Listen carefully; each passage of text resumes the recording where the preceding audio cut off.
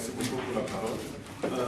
Il y a des gens Balobaka, toutes choses comme on lui noté, il y a certaines choses qui sont physiquement comme ça. Même si on parle dans le sens aussi physique comme ça, les gens doivent être baignés physiquement comme ça. Okay. Physiquement comme ça. Donc, c'est-à-dire quand ils donnent l'argent, dans leur tête, ils espèrent que non. Après, physiquement comme ça, nous devons être bénis. Alors, comment vous leur dites que toi, non, raisonner dans le sens charnel que non? Parce que, on ne peut pas le faire.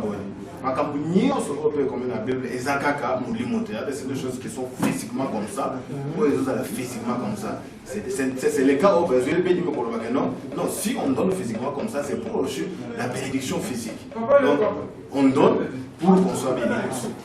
Donc, dans ce sens, le problème, c'est quoi? Il faut que le Lokomoko, Dim Tobo Yamote, Dim mes amis très important. Mais le problème est allé mourir. Bible le dit bien que nous avons dit que bon meka, ceux qui bon meka la dit, ngai pe na kofungola ba ministre ya likolo, na kopambola bino ko zanga pene sika ya kotia biloko. N'est-ce pas? Mais toujours on a pe muta préparer enveloppe na ye a pesi. Mais bazo ebise le sous zala na condiment, au komona mapamboli. Est-ce que vous comprenez? Fikoyo puisque le fait déjà a bongi sa enveloppe pas na yazana kondimaté na maloba wana ya kopesa di siko nzamba lobi nini ke siko di mwana likola na kofunga malobi mais justement c'est ça le problème donc les cambozol bezali très capital alors yango siko le cambotali bénédiction totangi yango na kati ya Bible il y a la bénédiction spirituelle, il y a la paix, il y a l'amour, il y a la patience. Vous comprenez? Alors, Moutou, à partir de Kotika Mabe, Ndesiko Akozanaki, Kimia Katinai. Tu l'as dit? Alors, à partir de la temps, vous avez une bénédiction. Nasi Rwanda les appelle les termes sous Toromekako, sur la langue. Puisque qu'on a besoin de Pambola Bram, il va au San.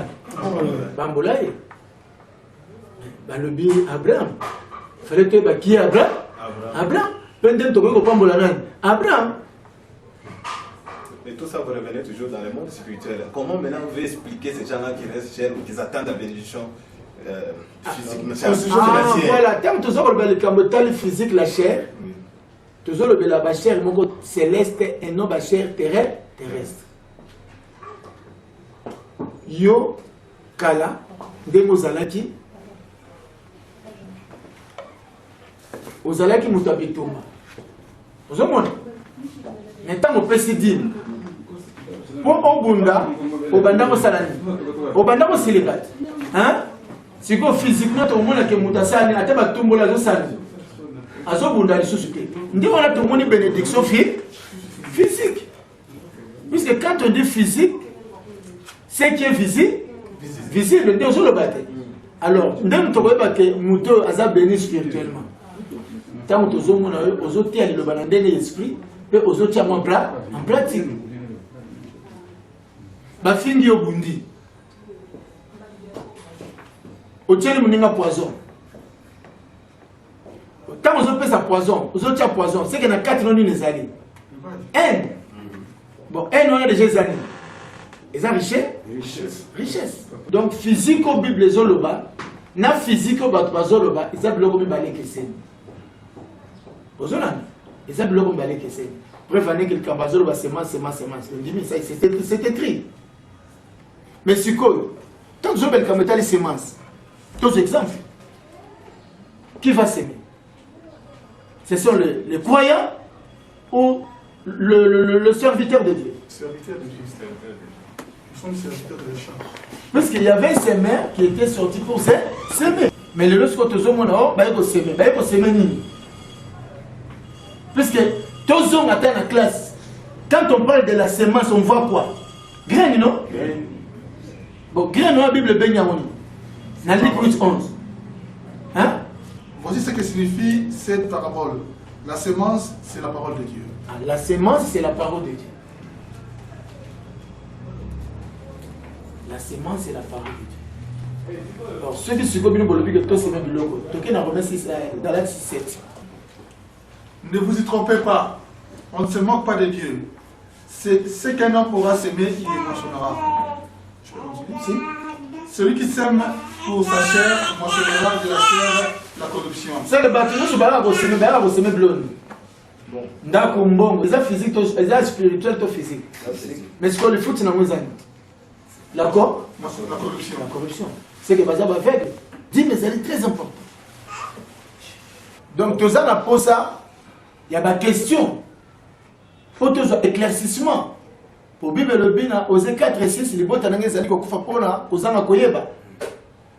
Jean 17, Bible à la vie éternelle, les allées te basent 3 années.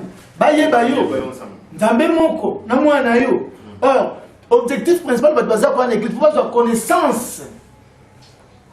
La parole de Dieu qui est la vie éternelle. Dès que connaissance soit le reçoit, attendez le plus que le lot, ceux qui ont salé nos économies, au salé nos prières aux la directeur de la finance de la compagnie. Mais pour la directeur de la finance, il faut ça. Au côté couronne. Mais si on peut que nous allons directeur de l'économie, il faut les banzambe zakati no pour y avoir un bon qualité. Tout aussi, quelle est la différence entre dîme et l'offrande? Ok. Dim, ndenge toti koloba, ezali eloko ezokabula mutuna nani na Nzambe. Offrande sur toke na Hébreux 13-15 Bible ezolobani. Offrant sans cesse à Dieu un sacrifice de louange, c'est à Dieu le fruit des lèvres qui confesse son nom. Donc offrande ezala na wapi? Non, lèvres.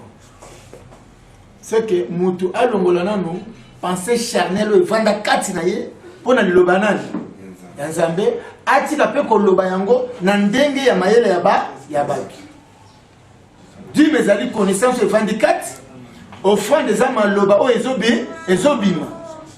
Ozolanda c'est que tant opesi dit olongwe na ignorance ya parole connaissance charnelle o ezali kati na yo, c'est qu'il y avait un esprit charnel na kati na yo. Olongoli yango mabe wana olongoli nde okoyeba pe kolobela bato liloba na ndenge se esengeli puisque Nzambe azali esprit esengeli liloba na tema na ndenge ya molimo. Donc il faut toyeba ke kokabela basali ya Nzambe kopesa bango mbongo kopesa bango ndako eza mabe te, eza normal, c'est une organisation. Mais dime eza eloko ya Nzambe. Mais soki balobi ke dime eza mbongo likolo pe ntango bazopesa efungwama. Ceux qui balobi ke dime eza mbongo tondimi balakisa biso ndenge nini moto akoki kolia susu dime ye moko na Deutéronome 14 verset 22-23 na Deutéronome 14 verset 5 balobi moto aéchanger dime na mbongo na 26 balobi ke asoma balikere forte asoma ngonga asoma bameme pe asepeye na libota na ye. Et puis na Amos 4:4 Bible balobi topesa dime tous les 3 jours ba expliquer biso. Donc tout ça on a posé à la question. Nous allons poser la question, numéro de téléphone Ezali 00244 924 083 481. Mon officiel Ezali 00244 914 63 76 79 Apôtre Lorenzo Francisco.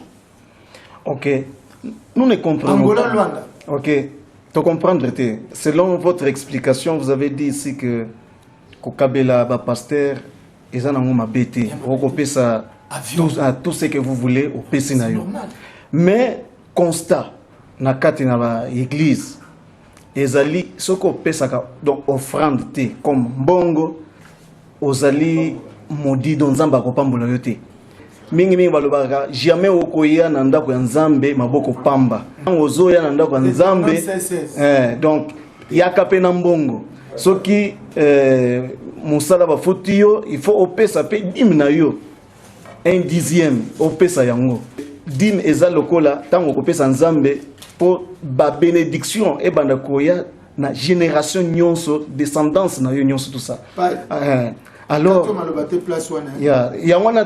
donc ce sont des pour que expliquer bateau pour comprendre très bien parfois ils ont ignorance ou bien ils ont ignorance parce que makambo eza ebele tozo comprendre les sous-soutés sans il y a christianisme il y a wana tulinga to comprendre. Ok. Puisque tant toujours le mot christianisme toujours le mot Christ na kati. On a 1 Corinthiens chapitre 1er dans verset 23-24, que Christ c'est la puissance et la sagesse de Dieu. Parce que la sagesse de Dieu, c'est une sagesse spirituelle. Alors, exemple, le Cambolobi a offrande. Mais Lévitique 2:13, Bible, le Bible, peut offrande. Si on a eu ceux qui vont expliquer mon offrande, tu vas expliquer offrande. Et puis, les lots.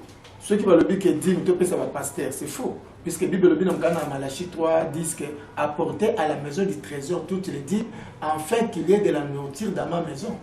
Il y a un ce qu'il fallait que dans une maison, un trésor, ils allaient kawapi, pour que les gens kwanzambi.